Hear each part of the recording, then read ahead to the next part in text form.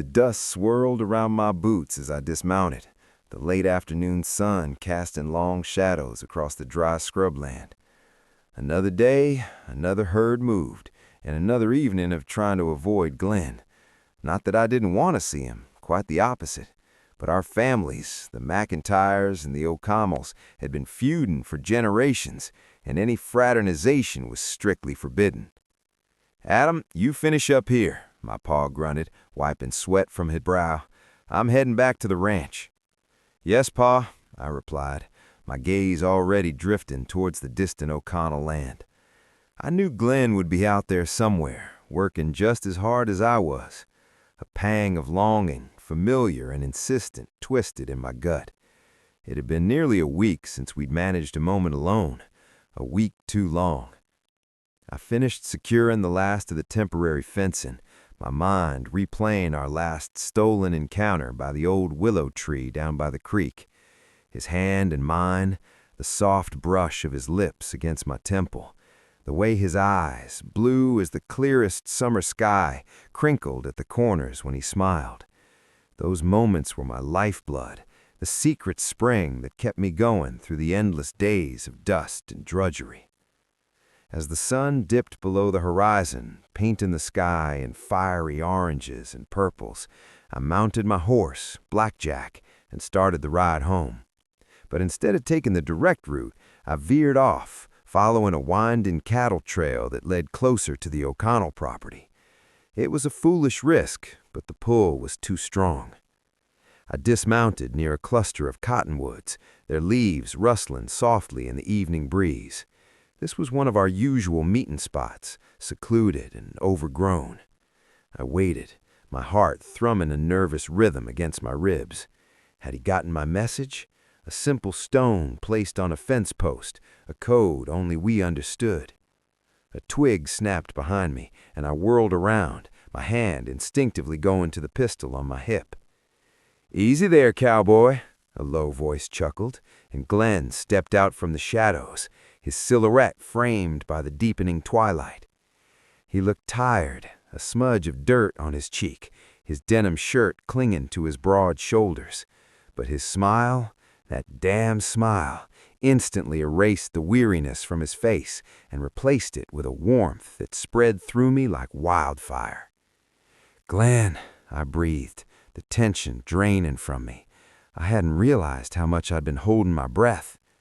He closed the distance between us in a few long strides, his eyes searching mine. "Adam, I thought you might not come." "And miss seeing you?" I scoffed lightly, though my voice was a little shaky. "Never." He reached out, his calloused hand gently cupped my jaw. His thumb stroked my skin, sending shivers down my spine. The touch was brief, innocent to an outsider, but to us it was a universe of unspoken affection, a testament to the dangerous, beautiful secret we shared. "It's been too long," he murmured, his voice a low rumble that vibrated through me. "It has," I agreed, leaning into his touch, savoring the warmth of his skin against mine. We stood there for a moment, just looking at each other, the silence between us filled with 1,000 unspoken words. The air around us seemed to hum with the unspoken longing that had been building for days. He dropped his hand, and I instantly missed the contact. "We don't have much time. Pa's got a keen eye tonight." "Mine too," I said, sighing, always watching, always suspicious. "It's the life we lead," Glenn said, a touch of sadness in his voice. He stepped closer, his body brushing against mine, and the electricity that sparked between us was immediate and undeniable. I could feel the heat radiating from him, smell the familiar scent of horse, leather, and him, a scent that had become intertwined with my deepest desires. He wrapped his arms around my waist, pulling me gently against him. My hands found their way to his shoulders, gripping the solid muscle beneath his shirt. We swayed slightly, a silent dance in the fading light. My gaze dropped to his lips, full and tempting, and I felt my own breath catch in my throat. "I've missed this," he whispered, his voice husky, his breath warm against my ear. "Me too," I whispered back, my eyes fluttering shut as he buried his face in my neck, his stubble a soft rasp against my skin.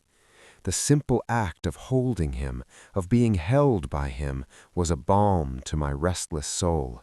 It was a dangerous comfort, one that could unravel everything we knew, but in that moment, in his arms, nothing else mattered. His lips found the sensitive skin just below my ear, and a soft groan escaped me. He kissed his way along my jawline, a slow, deliberate trail of fire that left me breathless. My hands tightened on his shoulders, my fingers digging into the fabric of his shirt as I arced into him, desperate for more. "Adam," he murmured, his voice thick with emotion, as he finally claimed my lips. The kiss was everything I'd been craving, deep, passionate, full of all the pent-up longing and unspoken love that we had to keep hidden from the world. His mouth was soft yet firm, moving against mine with an expertise that left me dizzy. I kissed him back with equal fervor, pouring all my yearning into the embrace. Our bodies pressed together, fitting perfectly, as if carved from the same stone. I could feel the hard plane of his chest against mine, the strong muscles of his thighs brushing against my own. His hands moved from my waist, sliding up my back, pulling me even closer until there wasn't an inch of space left between us. I tangled my fingers in his soft, slightly damp hair, pulling him closer still, deepening the kiss until I felt lightheaded. The world outside our embrace faded away, replaced by the pounding of my heart and the intoxicating taste of him. This was our sanctuary, these stolen moments, where we could be ourselves, where we could love without fear of judgment or reprisal. Eventually, we had to break apart, gasping for breath, our lips swollen and eyes heavy with desire. Glenn rested his forehead against mine, his chest heaving. "We can't do this for much longer, Adam," he whispered, his voice laced with a bittersweet ache. "I know," I replied, my own voice hoarse. "But how do we stop?" He didn't answer, and I knew why. We couldn't. This love, this dangerous, exhilarating love, was a part of us now, as vital as the air we breathed. "I have to go," he said finally, his voice thick with reluctance. He pulled away just enough to look into my eyes, and I saw the same pain reflected there that I felt in my own heart. "Be careful, Glenn," I said, my hand reaching out to touch his cheek one last time. He nodded, a ghost of a smile playing on his lips. "You too, McIntyre." The playful jab at my family name was meant to lighten the mood, but it only served to remind us of the insurmountable wall between us. He turned and melted back into the shadows, leaving me standing alone in the rapidly cooling evening air. I watched until his form completely disappeared, a hollow ache settling in my chest. The scent of him still clung to my clothes, a sweet torture that lingered long after he was gone. I mounted Blackjack, my mind a whirl of conflicting emotions. The joy of our stolen moments, the ache of our separation, and the constant fear of discovery. It was a precarious existence, walking this tightrope between love and loyalty, between desire and duty. But as I rode back to the McIntyre ranch, the stars beginning to pepper the vast Texas sky, I knew one thing for certain. I wouldn't trade those dangerous moments with Glenn for anything in the world.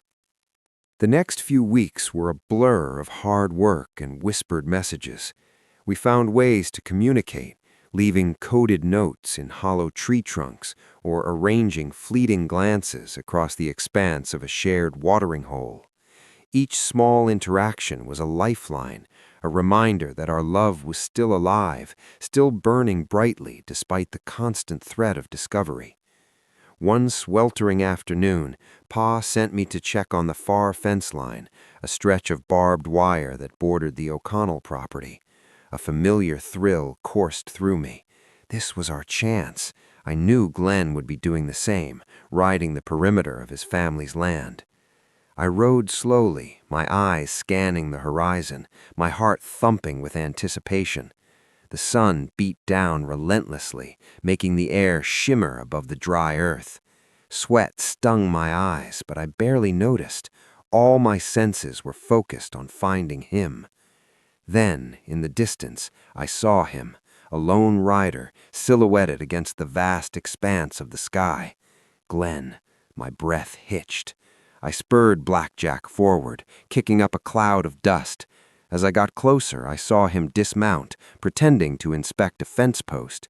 I did the same, trying to appear casual, my gaze flicking around for any signs of other riders. The coast seemed clear.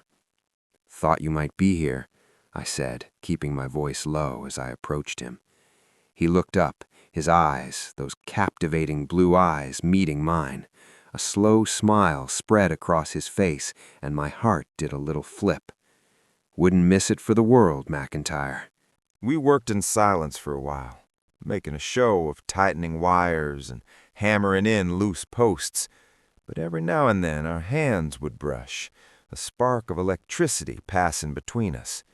Our eyes would meet, conveying a world of unspoken words, promises, and desires. Finally, we reached a secluded bend in the fence line, hidden from view by a thick grove of mesquite trees. Glenn leaned against a post, wiping his brow with the back of his hand. "Hot enough to fry an egg on a rock," he commented, his voice a low drawl. "Sure is," I agreed, my gaze lingering on the beads of sweat trickling down his temple.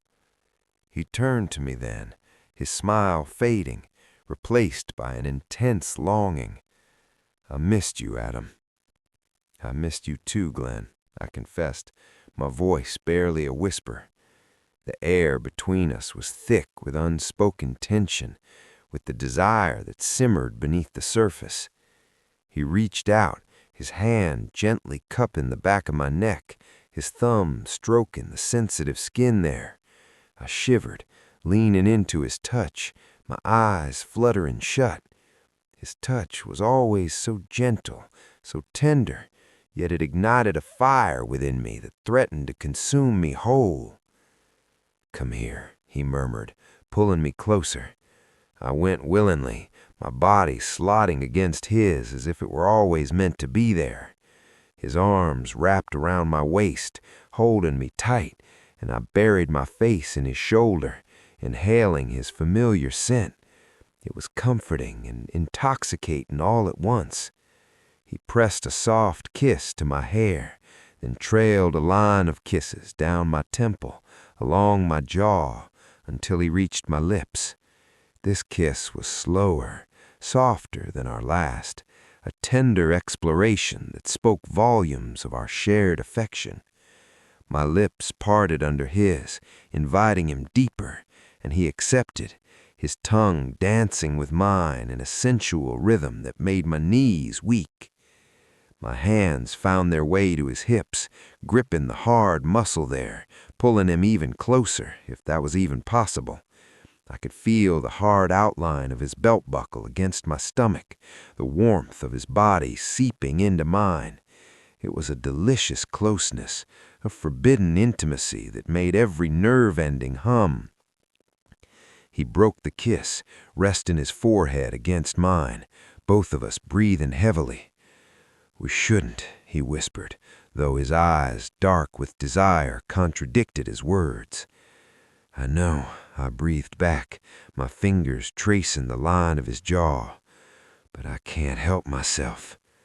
He chuckled, a low, rumbling sound that vibrated through me. "Neither can I." He kissed me again, deeper this time, a hungry, desperate kiss that left no doubt about the depth of his feelings, or mine. My hand slid under his shirt, exploring the warm, smooth skin of his back, marveling at the strength coiled beneath. He groaned softly into my mouth, his own hands roaming my back, pulling my shirt free from my pants. A sudden gust of wind rustled the mesquite trees, and we both froze, our heads snapping up, listening intently. The sound of distant hoofbeats reached our ears, faint but unmistakable. "Someone's coming," Glenn whispered, pulling away reluctantly. My heart sank. Damn it. We quickly adjusted our clothes, trying to erase any sign of our illicit embrace. The air, which had been charged with passion moments before, now crackled with fear and urgency. "It's probably Pa," Glenn said, his voice grim. "Mine too," I replied, my stomach churning. "We need to go." We parted quickly, each mounting our horses and riding in opposite directions, putting on a show of having been alone. My heart hammered in my chest, a drumbeat of terror and disappointment. The brief, intense moments of intimacy had been a fleeting dream, shattered by the harsh reality of our family's feud. As I rode back to the ranch, my mind racing. How much longer could we keep this up? How many close calls could we endure before we were inevitably discovered? The thought sent a cold shiver down my spine. Discovery meant not just shame and anger, but potentially violence, given the deep-seated hatred between the McIntyres and the O'Connells. That night, as I lay in my bed, staring up at the rough-hewn ceiling, I couldn't stop thinking about Glenn, about his touch, his kiss, the way he made me feel alive in a way no one else ever could. I knew we were playing a dangerous game, one that could cost us everything. But the thought of a life without him, a life without those stolen moments of pure, unadulterated bliss, was a fate far worse than any risk. I closed my eyes, picturing his face, his smile, and whispered his name into the darkness, a silent prayer, a desperate promise. The spring cattle drive was always a chaotic affair, a mad rush of dust, bawling calves, and shouting cowboys. This year it was even more so, as a particularly harsh winter had thinned the herds, making every head of cattle precious. The McIntyres and the O'Connells, despite their rivalry, had common grazing lands, and inevitably our paths crossed during the drive. It was a recipe for tension, and sometimes outright brawls. For Glenn and me, it was a terrifying opportunity. Amidst the chaos, amidst the dozens of cowboys focused on their tasks, there was a slim chance for a stolen glance, a brush of hands, perhaps even a whispered word. But the risks were astronomical.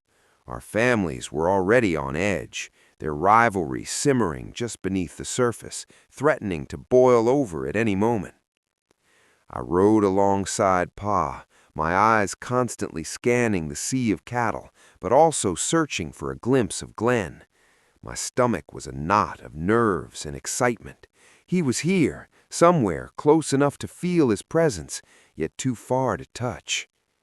Then I saw him, riding on the far side of the herd, his blue shirt a familiar beacon in the dusty expanse. Our eyes met across the agitated backs of cattle, and a thrill shot through me. A quick, almost imperceptible nod, a shared glance that spoke volumes. It was enough for now. As the day wore on, the sun beat down relentlessly, and the dust rose in choking clouds. Cowboys shouted, horses whinnied, and the air was thick with the smell of sweat, leather, and bovine. It was exhausting work, physically and emotionally. Towards evening, as we tried to separate our herds, confusion reigned. A group of O'Connell calves had mingled with ours, and tempers were flaring. Pa and Glenn's father, Old Man O'Connell, were already exchanging heated words, their faces red with anger. "Those are our calves, McIntyre," O'Connell bellowed, pointing a gnarled finger. "Like hell they are, O'Connell. They got our brand," Pa retorted, stepping forward, his hand resting on the hilt of his pistol. The tension was palpable, thick enough to cut with a knife. Other cowboys, both McIntyre's and O'Connell's, had gathered, their hands on their own weapons, ready for a fight. My heart pounded in my chest. This was it, the inevitable explosion. Then, amidst the rising animosity, I saw Glenn.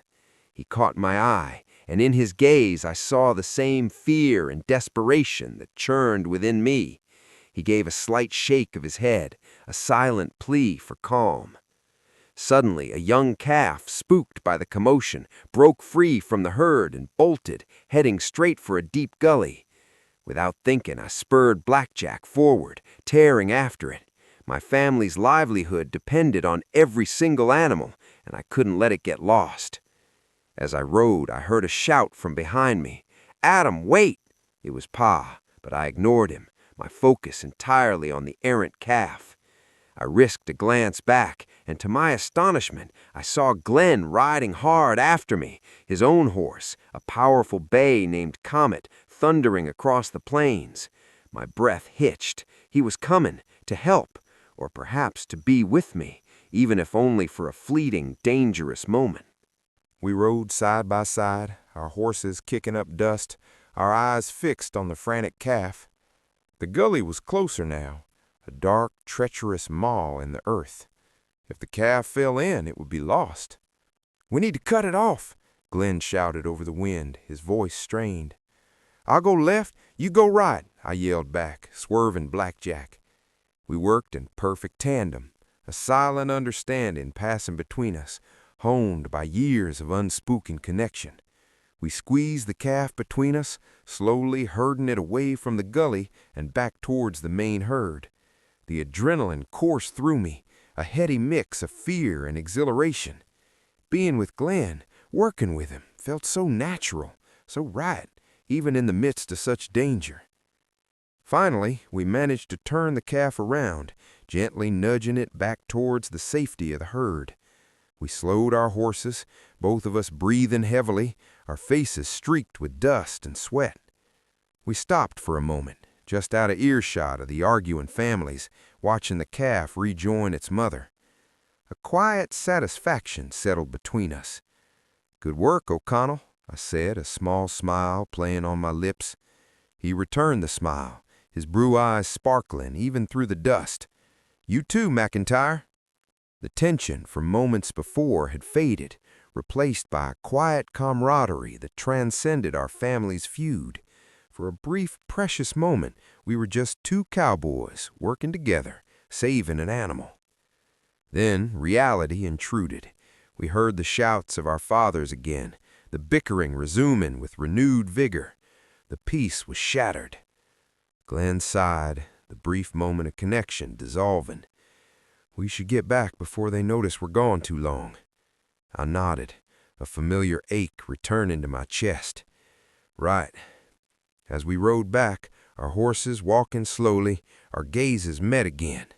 In his eyes I saw a question, a longing, and a silent promise. A promise that despite everything, despite the feud and the danger, our connection would endure. When we rejoined the group, Pa immediately barked, "Where the hell have you been, Adam?" "Calf got spooked, Pa. Had to bring it back," I explained, trying to sound nonchalant. He eyed me suspiciously, then glanced at Glenn, who had rejoined his own father. Old man O'Connell was still fuming, but the immediate threat of a brawl seemed to have subsided, perhaps due to the distraction of the runaway calf. The rest of the cattle drive passed in a haze of grueling work and constant vigilance. Glenn and I managed a few more stolen glances, a few more almost imperceptible nods. Each one was a small victory, a defiant act against the forces trying to keep us apart. One night, under the vast, star-studded Texas sky, I found myself on night watch, the only sound the soft lowing of the cattle and the crackling of the campfire. I was thinking of Glenn, imagining him on his own watch, perhaps looking up at the same stars. Suddenly, a shadow detached itself from the darkness, and Glenn appeared, walking quietly towards me. My heart leaped into my throat. "Glenn," I whispered, my voice a mix of surprise and alarm, "What are you doing here? It's too dangerous." He smiled, a mischievous glint in his eyes. "Couldn't sleep. Thought I'd check on the competition." He settled down beside me, close enough that our knees brushed. The warmth of his body was a comfort against the cool night air. The silence stretched between us, a comfortable, familiar silence that needed no words. We sat there for a long time, just watching the stars, the vastness of the cosmos mirroring the vastness of our forbidden love. It was a beautiful, terrifying thing, this secret world we had built for ourselves. He reached out, his hand finding mine in the darkness, his fingers intertwining with mine. His grip was firm, reassuring, a silent promise of solidarity. "I wish it didn't have to be like this, Adam," he whispered, his voice barely audible. "Me too, Glenn," I replied, my own voice thick with emotion. I squeezed his hand, conveying all the unspoken hopes and fears that resided in my heart. We stayed like that until the first hint of dawn began to paint the eastern sky. Then, with a lingering squeeze of my hand and a shared, meaningful glance, Glenn slipped back into the darkness, leaving me with the lingering warmth of his touch and the promise of a love that defied all boundaries. As the sun rose, casting a golden glow over the land, I knew that no matter what challenges lay ahead, our love would find a way to endure, a secret burning ember in the heart of the Texas plains. The annual county fair was always a highlight, a chance for the ranchers to let loose, show off their prize-winning cattle, and engage in some friendly or not-so-friendly competition. For the McIntyres and the O'Connells, it was an arena of subtle hostilities, an unspoken battle for bragging rights and local prestige. For Glenn and me, it was a terrifying opportunity, a chance to see each other in plain sight amidst the milling crowds, a hidden thrill that made my stomach flutter with a mix of fear and excitement. Pa had entered his prize bull, Goliath, in the livestock show, and I was tasked with making sure he was groomed to perfection. I spent the morning brushing his massive hide, trying to keep my mind focused on the task at hand, but my thoughts kept drifting to Glenn. I knew he'd be here, probably showing off one of his family's horses, renowned for their speed and agility. The fairgrounds were a vibrant tapestry of sights and sounds, the smell of popcorn and roasting meat, the joyous screams from the carnival rides, the lively music from the dance hall. It was a stark contrast to the quiet solitude of the ranch, and the anonymity of the crowd offered a strange sense of liberation, a fleeting taste of freedom. I saw him first near the horse corrals, leading a magnificent sorrel mare, her coat gleaming in the afternoon sun. He looked handsome, his usual work clothes replaced by a clean, starched shirt and a new felt hat. My heart gave a little leap. He glanced up, and our eyes met across the heads of curious fairgoers. A quick, almost imperceptible smile played on his lips, and I felt a warmth spread through me. It was enough for now just to see him, to know he was near. Later, I was helping Pa set up a display of our cattle, explaining their lineage to a curious rancher, when I felt a gentle nudge against my arm. I turned, and there he was, standing right beside me, pretending to examine a nearby steer. "Nice bull, McIntyre," he murmured, his voice low, his eyes twinkling with amusement. "He's the best around, O'Connell," I retorted, a playful edge to my voice, my heart pounding a little faster. Pa, engrossed in conversation, didn't seem to notice our brief exchange. It was a dangerous thrill, standing so close to him, our families just a few feet away, completely oblivious to the forbidden connection humming between us. "Heard you're entering the riding competition later," Glenn said, still pretending to inspect the steer. "Wouldn't miss it," I replied, trying to keep my voice steady. "You too?" "Might just show you how it's done," he challenged, a smirk playing on his lips. "We'll see about that," I shot back, a rush of adrenaline mixing with the excitement of our clandestine conversation. Suddenly, Pa turned, his eyes narrowing as he saw Glenn. "What are you doing over here, O'Connell? Don't you have your own stock to fawn over?" Glenn straightened up, his playful demeanor instantly replaced by a cool, polite mask. "Just admiring the competition, Mr. McIntyre. Good luck with Goliath." He tipped his hat respectfully, a gesture that was both genuine and a subtle act of defiance against the animosity between our families. Pa grunted, still suspicious, but let it go. Glenn gave me a quick, almost imperceptible wink, then turned and walked away, melting back into the crowd. I watched him go, a bittersweet ache in my chest. So close, yet still so far. The riding competition was later that evening under the glare of acetylene lamps.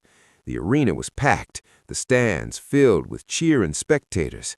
Pa was in the front row, his face grim, his eyes fixed on me. I rode Blackjack, his powerful muscles rippling beneath me as we navigated the intricate barrel racing course.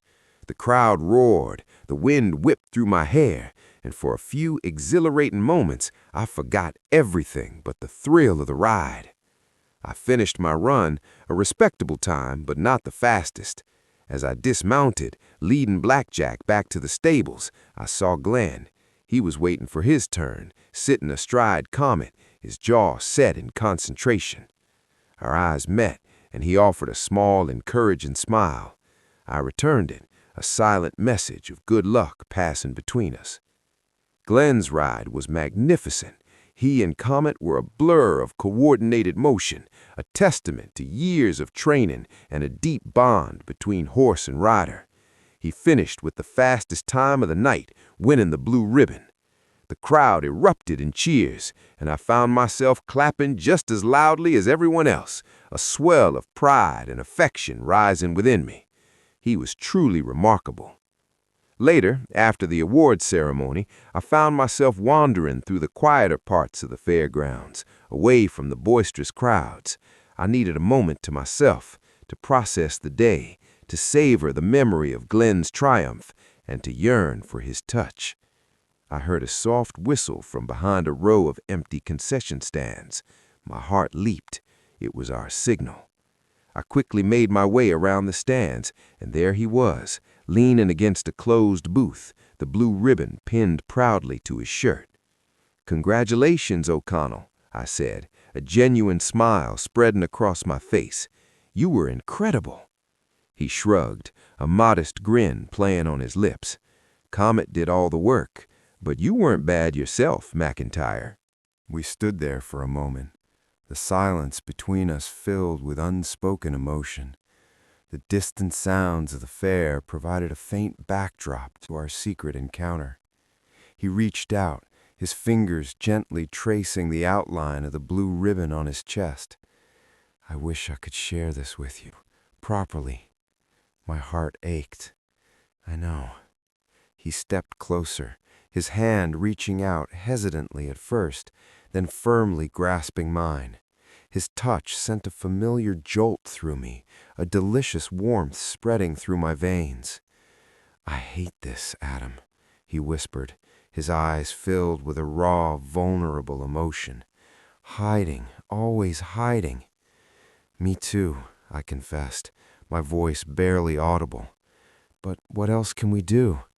He didn't answer, but his grip on my hand tightened. He pulled me gently towards him until our bodies were brushing, the contact electric. I leaned into him, savoring the solid strength of his body, the familiar scent of him. He lowered his head, his lips brushing against my ear. "Just one kiss, Adam, please." I didn't hesitate. My hands went to his waist, pulling him even closer as his lips found mine in a desperate, hungry kiss. It was a kiss that spoke of longing, of frustration, of a love that defied all logic and reason. His mouth moved against mine with a fierce tenderness, his tongue exploring every crevice, leaving me breathless and dizzy. My fingers tangled in his hair, pulling him closer, deepening the kiss until I felt the familiar ache in my chest, the yearning for more, for everything. The world around us faded, replaced by the intoxicating sensation of his lips on mine, the warmth of his body pressed against mine. We broke apart, gasping for breath, our lips swollen, our eyes heavy with unfulfilled desire. He rested his forehead against mine, his chest heaving. "We have to be careful," he whispered, his voice thick with emotion. "I know," I breathed back, my own voice hoarse, "but I don't want to be." He chuckled softly, a bittersweet sound. "Neither do I." We heard distant voices growing closer. The spell was broken. He pulled away, his hand lingering on mine for a moment before letting go. "I need to get back. Pa's probably looking for me." "Me too," I said, my heart heavy with the impending separation. He gave me one last lingering look, a silent promise in his eyes, then turned and disappeared back into the bustling fairgrounds. I stood there for a long moment, the taste of him still on my lips, the ghost of his touch lingering on my skin. The blue ribbon on his shirt, a symbol of his victory, now seemed like a secret trophy we shared, a testament to the quiet strength of our forbidden love. As I made my way back to our family's display, the festive sounds of the fair seemed hollow, muted by the ache in my chest. The county fair, usually a time of celebration, had become another dangerous stage for our secret romance, a place where stolen moments were cherished like precious jewels, and separation felt like a cruel punishment. But as I thought of Glenn, of his triumphant smile and the warmth of his kiss, I knew that every risk, every moment of fear, was worth it for the fleeting, exhilarating taste of a love that was truly, madly, and dangerously ours. The drought hit hard that summer. The sun baked the earth to a cracked, dusty canvas, the creeks dwindled to trickles, and the grass withered to brittle stalks. The cattle grew thin, and the tension between the McIntyres and the O'Connells, always simmering, began to boil over. Water was scarce, and every well, every watering hole became a point of contention. I spent my days riding the parched land, moving what little cattle we had left to increasingly distant and meager pastures. The work was grueling, and the hopelessness of the situation weighed heavily on my soul. But amidst the despair, there was always Glenn, a beacon of hope in the arid landscape of my life. We found solace in our shared plight, a common enemy in the unforgiving weather. We'd occasionally meet at the few remaining watering holes, ostensibly to check on the cattle, but truly to steal a few precious moments together.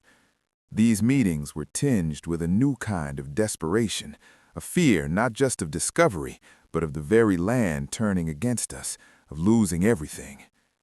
One sweltering afternoon, Pa sent me to inspect the old spring, deep in a secluded canyon on our property. It was rumored to have never run dry, even in the worst droughts. My heart leaped. This was one of our oldest, most secret meeting places, a hidden oasis known only to a few. I knew Glenn would be there, hoping for the same thing. I rode blackjack hard, pushing through the suffocating heat, my throat parched, my mind focused solely on reaching the spring and reaching Glenn. The canyon walls rose steeply on either side, offering a sliver of shade, a brief reprieve from the relentless sun. As I dismounted, I heard the faint sound of splashing water. He was here. A wave of relief washed over me, cool as the water itself.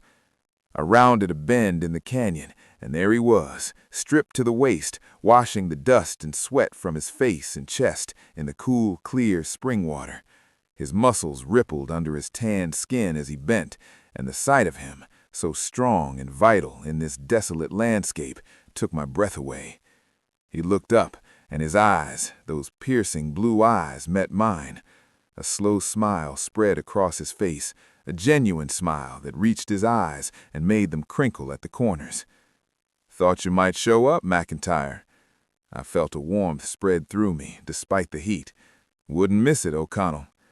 I quickly shed my shirt, reveling in the cool air against my skin, and joined him at the spring. The water was gloriously cooled, a shock to my system, washing away the heat and the dust of the ride. We splashed each other's faces, rinsing off the grit, our laughter echoing softly in the canyon. "This is a godsend," Glenn said, raking a hand through his wet hair.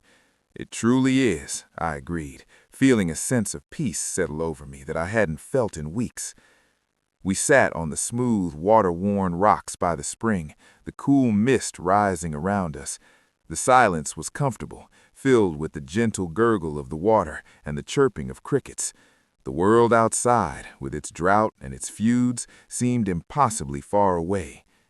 He reached out, his wet fingers gently tracing the line of my collarbone, sending shivers down my spine. "You look tired, Adam."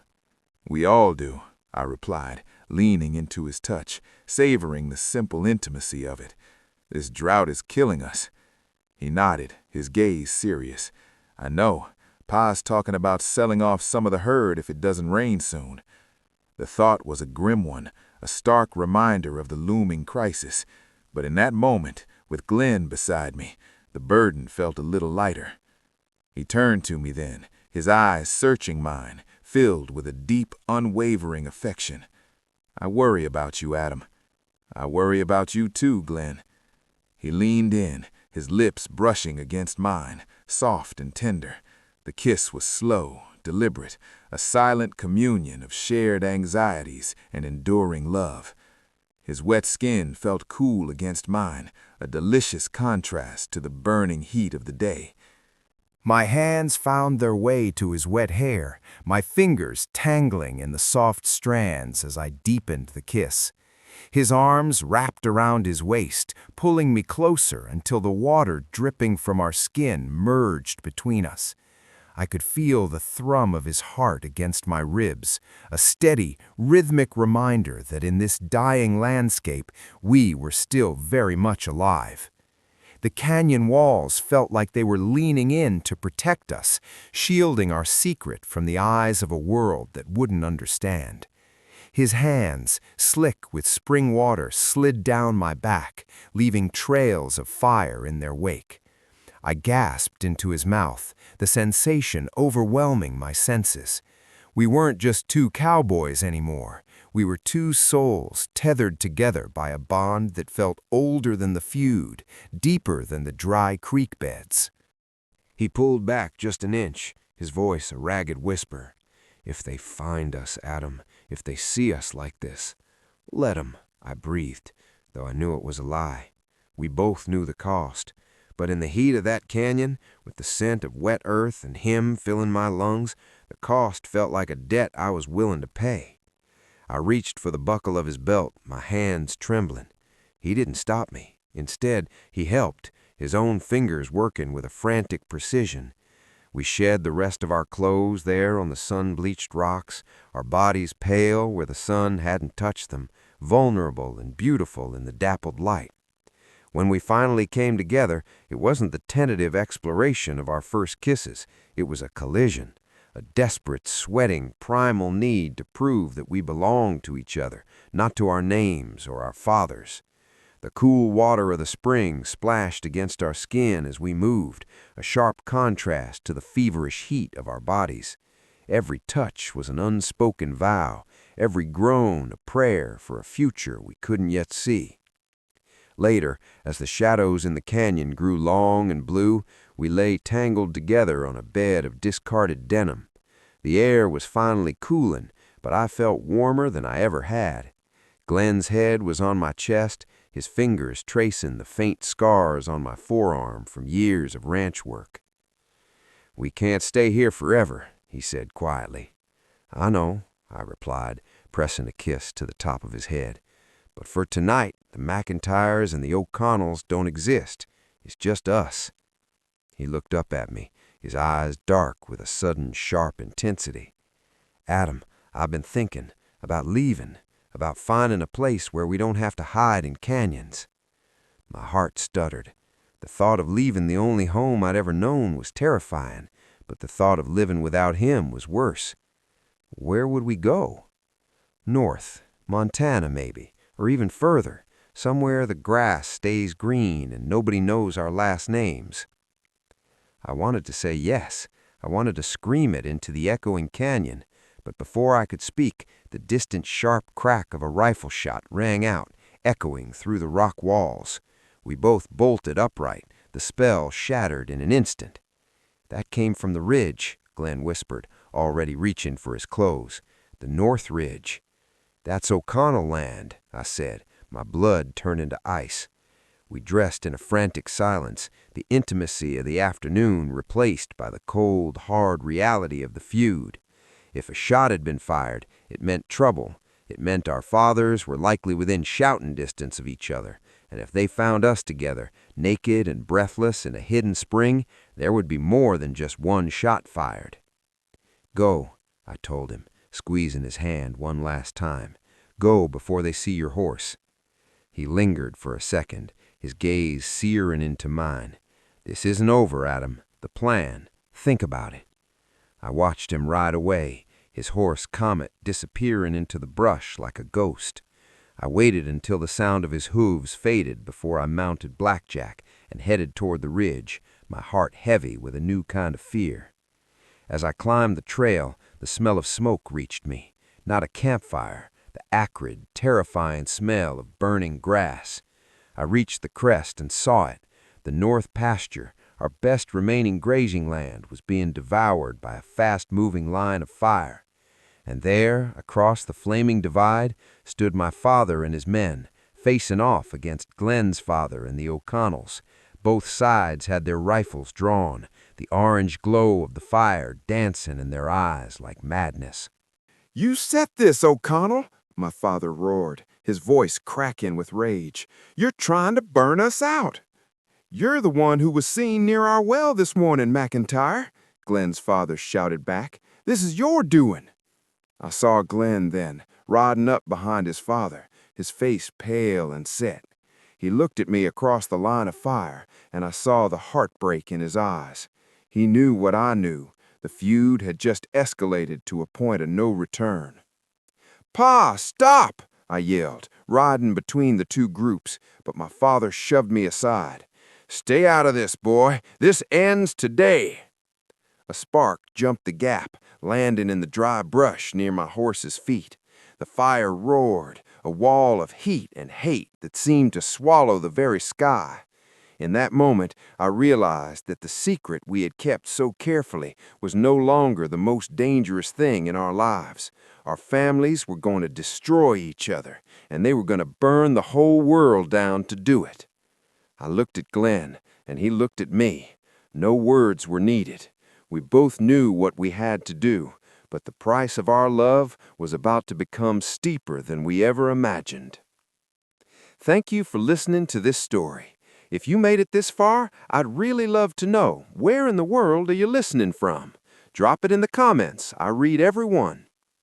If you enjoyed this story, please like the video, subscribe for more forbidden cowboy romances, and let me know how you'd rate this story from 1 to 10. Your support helps this channel grow, and it lets me know which stories you want more of. I'll see you in the next chapter.